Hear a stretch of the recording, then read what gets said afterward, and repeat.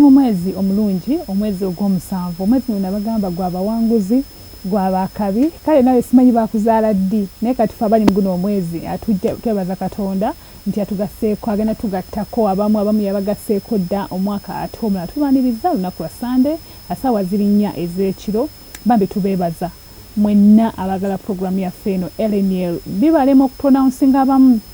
waliwo akankireke bibalema okupronouncinga but bagita late night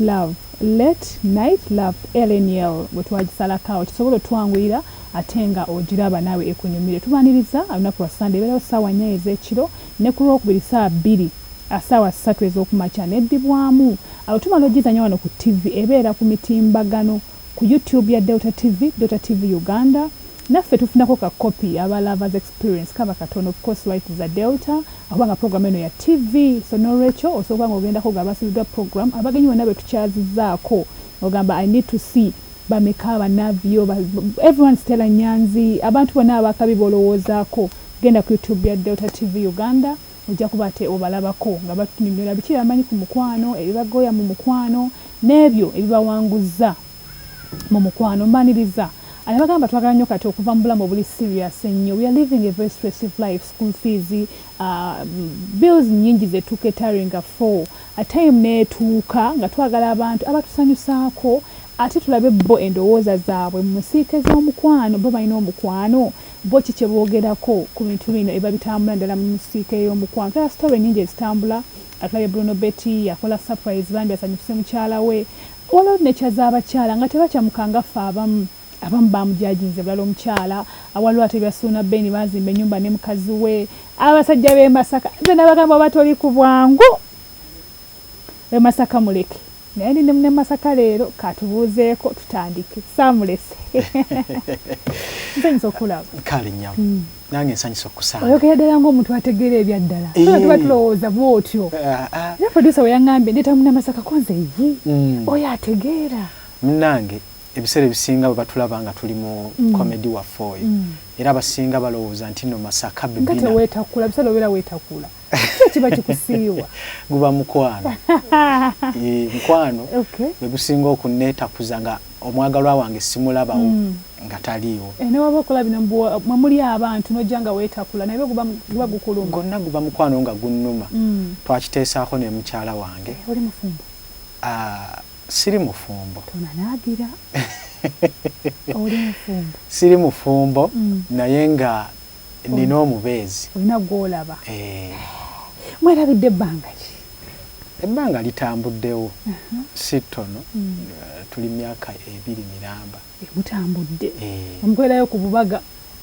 obubaga era tutera ne tubukolayo butonotono nyina mutuufu ate nga munnamasaka sooka obuuze ku bantu ngenda okukusoya ebibuuzo byonna abatulaba ku Delta TV ekiro kino kye tulimu muli mutya mu Late Night Love ndi wano nange olunaku olwaleero mbabuuziza akamanya nze Masaka Bebina ku TikTok ate nga agaddala nze Seruge Ronald. Akatwagala nnyo olidde eri Masaka tukutegedde okola ki apart from being a comedian yotwala ku TikTok, what is your life like? Ndi muyizi. Twalese mwana muto. Oli muyizi osoma wa? Nsomera ku Buganda Law. Yete si mwana muto nawe otandikidde wala president yafudde waawa president akulira abakulakulanye ekitongole n'ogamba okay naye nga n'emirimu emirala njirina gye nkwasaganya nsoma mawulire. Welcome to the world, to our world. Wow, okay. Nsoma mawulire ku Buganda Law yawo era Mr. Mugwanya mutumiddeko nnyo Mugwanya Ronald ye misomesa gwe nsinga okumatira ku Buganda kubanga byenkola naye yabikola yasinga n'okunyingiza bintu bino bya okubinjagaza nnyo bya Katemba Mr. Mugwanya Ronald nti we natuuka ku Buganda Law ng'alinawo ekibiina kye kya Katemba n'atuyita n'abuuza bannayi baani abasobola okuzannya Katemba ne mugamba nsobola kuba olwedde nali nazannyirako ne bannange so kati kintu ekyo n'akinjagazisa nnyo n'akyongeramu nnyo amaanyi kwe kulabanga ndi wano wendi kati. Wow. Tumanyi obeera Masaka ebyaddala abasinga ng'oli ku TikTok obeera mu nsiko obeera mu environment nga ya kyalo tuba tumanyi oliweeyo era nali taxi walinye yakumakya esooka era njagala nnyo abantu nayagala nnyo okubamanyisa nti ndi w'e Masaka gye banzaala muli bizibu abadde ab'e Masaka era nati kandoza ab'e Masaka ffe abaliko si mwe muliko ffe abaliko mwe musinga akavuyo tululya lwasaliriddawa kyandiki tuba tukyali wano so kati okwagala okuzannya ebintu ebyo nga ndaga nti kituufu ndi w'e Masaka olw'erinnya erinnya eryo liri mu Masaka yaviira ddala ku ssomero eyo nga bampita Masaka nava e Masaka nga gye nali nsomera nenzija eno e Kampala bwe nzija e Kampala ne bambuuza abadde osomera wa ne ngamba Masaka abaana ne batandika okumpita Masaka abaana ebikolwa byammwe bannamasaka manyi namasaka omulabirawo kati nawe walabise dde nti oliwe Masaka ntya era biba byanjawulo enjogera eneyiza bwekimulaba nga si kya bulijjo otuuse wano wonna n'ogamba ekibira kirimu ekkubo nga abayondo kyeka waaki Masaka kyalo tuba tulowooza muli bakyalo tuba tulowooza muli bafala kyogedde bubi Masaka tetuli nnyo nti nno tuli bakyalo nnyo kati abantu abalina site namba fe abantu b'e Masaka tulina site kati ate abasingira babeera mu Masaka mu town wadde abamu babeera eri mu kyalo naye tetuli nnyo bannakyalo nga bwemulowooza tutegeera Masaka bambala engatto ezimasamasa tunyumyamu maye tudde ku sho mwambala engatto ezimasamasa empale gyoyambadde bwetyo tulaba nti yachecked ateekako essaati yachecked ate n'akuba ekikalu n'ayingira Kampala ne tayi nga ya red era kati ab'e Masaka wootulabira ebiseera bisinga muba ne buddole mu mmotoka Christmas season oli waabanga tasobola kutambula nga takubye kayimba ka gundi kafire bongole butayi otegeera waba wa boda ogenda omulaba nga ekola ki eyimba ennyimba za Christmas kuliko radio kuliko obutaala emmotoka zammwe ziba zaaka lwaki kale ndoza tulinamukko amaala amatonotono eno kyagana amata ge gago watumiza mata sinywa mata Masaka temunywa mata ndoza mubirabirawo eby'e Masaka amafana y'amata tulawo galaba kati toyagala nnyo kakyayika nno mata kale tweyanze zimala ka ecology osobola okuba ng'ojja n'omwagalwawo buli kirungi weekiri balina chai omukalu balina ow'amata balina juice tunywedde chai olwa weather is not giving eri bubi nnyo kati kabaleete omukalu bana abantu batumenya bava mu kyalo ofuna maid ng'avudde Masaka n'ofumba ennyama nagamba madam sirya nnyama ekituufu naye nga ebeera ne chai ya muntu oganyanko bukyanga ozaalibwa amata naganywakoko naye nga gannumya nnyo olubuto n'ate we gabeera mbuugi nga nywa gampomera siri ice cream nakyo kiri awo bakweko kuba wano olyeko tulaba ubona omusobola banyinza omumpa naye tonywa mata ngenda okulaba njagala kuzza kiri kye bayita balance sibimanyidde by'e Kampala mu nsonyi wa maalo mangi anyways okay kati atogere ku Love Live this is a love show atukwaniriza tukutegedde otugambye okyasoma tolina mulimu gwokola apart from going to school for now nina omulimu gwenkola ninayo bizinensi yange eyo tuyagala bakasima bajja bakusupporting ntunda byakulya era nga basobola okujja ne batuwagira obona osobola obbiri oba obimanyi bino byobimanyi mbimanyi mbitegeera babiyita bagita omelette banaye mujja kunsonyiwa amaalo mangi kati Jessica gye muyita Jessica nti badde nsuubira nti lino tuliyita gisiike kati ate wali ffe ne tuligattako capati ne tugifuula Rolex kati no si Rolex gira olyalyako nga betuleeta caayi ate munange caayi tannaba tulina mata wano angira nteeka wano tuze wano naye oyisa akambe nga nakasangawa kati okafunye ndagaa mutu nga bwogenda olya andi kati ffe ab'e Masaka ku budde buno wano tuba twanaabye edda mu ngalo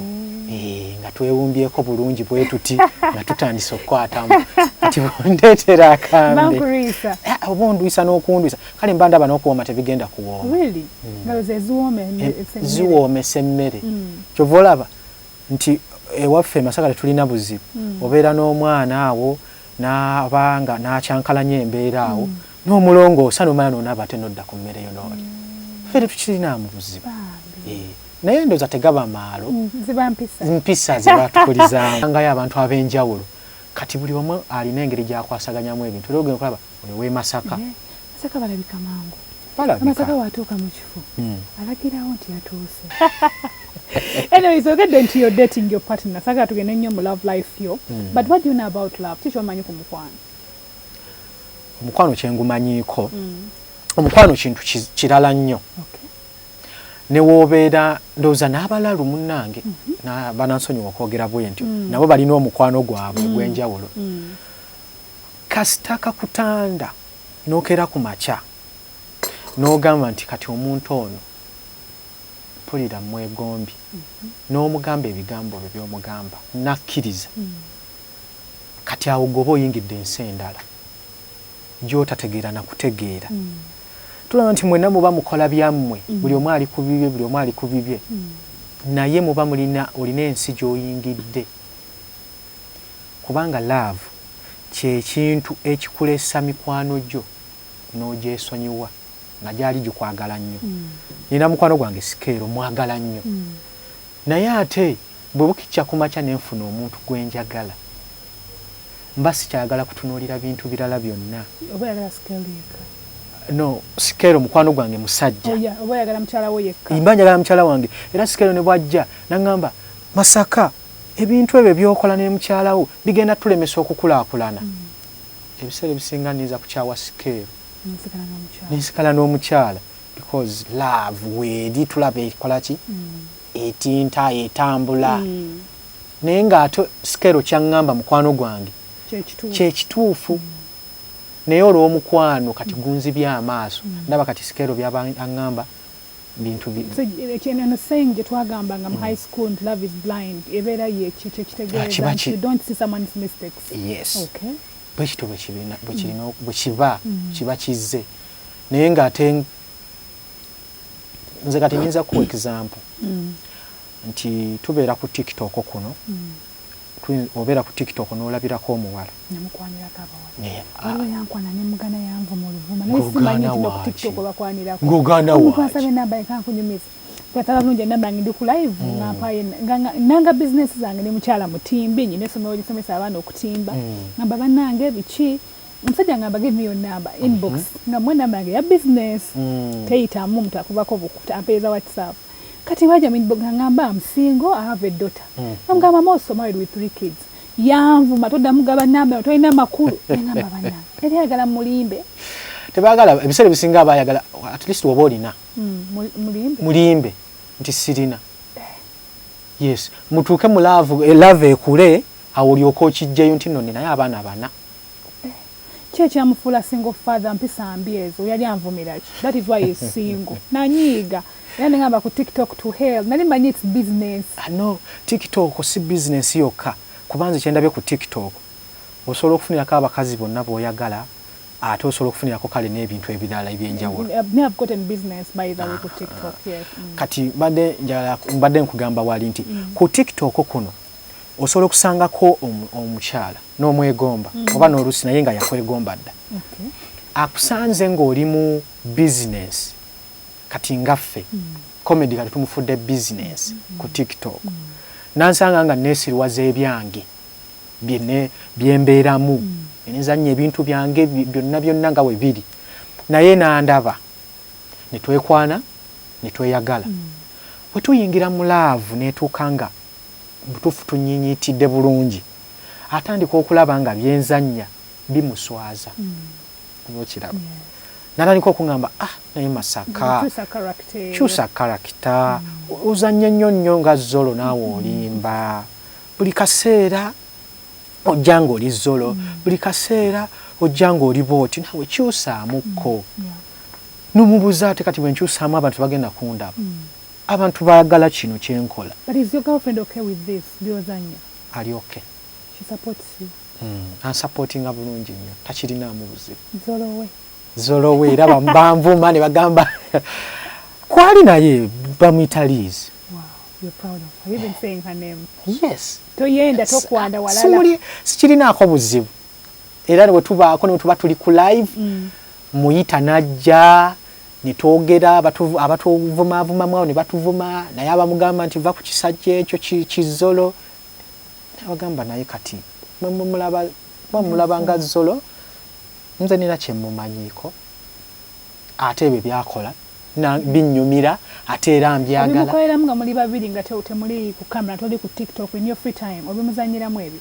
ebiseera ebisinga ye yanjiyiza ayiya ne sikiti zenkola nagamba leero ogenda kukola bwoti leero ogenda kuzanya bwoti. That is beautiful. When you marry your friend, mwena mukwano gwo ino omuntu yakutegera. So tuli mu kunyumya mune na masaka twogera mu nsonga za love, twogera bintu bingi generation eno omukwano gututawanyiza nnyo. Tugenda kwogera ko basically kukulakulanya abaami. Is dating a woman for 2 years now. Now what travel hours no ino omuntu goli naye. A story netambula Sona Ben is my good friend. He is my friend. Nera chinvudeyo tuchogereko topic tujogereko 1 nti nange ndi mukyala 2 nti abasajja magalanya abakyala babakulakulanye. I get you from grass ne nkujja ku 0 obututuuka betutuuka mulabanga siri level yo. A story ne trending it's trending on social media everywhere. Ate Sona Ben we Masaka nono we Masaka bana Masaka bantu bawiddeko story nyingi nnyo bakwana nnyo. Lwaki Masaka mukwana nnyo muli benzi mwina maalo ge gabaita n'abakazi mukakolako amaalo. Abakyala nze nsuubira batukolako amaalo. Kati nga mbuno omukazi ayagala kwana musajja we Masaka. No, kati engeri kyendaba nti Masaka eyo abantu abasinga okuvaayo ndowooza tuli baserebu abasinga bava Masaka. Sijja kukola ki? Tujja tulimba. Bava Masaka baserebu. Abasinga bava Masaka. Tulina Walukaga, babo basuna Beni, tulina Mbazira Tone, balwasa bonna bewafu. Mwina Frederick Lugonvu mwana wa taata. Mwana wa taata. Mwina Russell First Mogede mwina Kenzo we Masaka. Balaba abantu bonna boyogera. Bafarida nakazibwe bonna. Bonna baveeyo. Kati baserebu ogenda okusanga nga tulina bangi nnyo. Kati bwe tutuuka eno n'abatwegomba baba bangi. Batandika okujja nga bangi. Kati abaana abo engeri era gye nakugambye nti gye babonaabona. Teri muntu w'e Masaka afunirawo ssente ajja nti nazze nga mugagga asooka kuyita mu nnaku. Bakola nnyo okulaba nga bafuna okufuna ekyo kye baagala mpaka lwe bakifuna. Kati bwe batuuka eno e Kampala nga bamaze okufunamu katooke bakafunye bayayanirwa nnyo abantu ab'enjawulo. Kati okkakkana akutte kwono akutte kwoli ekivaamu nga alina gwa disappointings ekivaamu nga miranga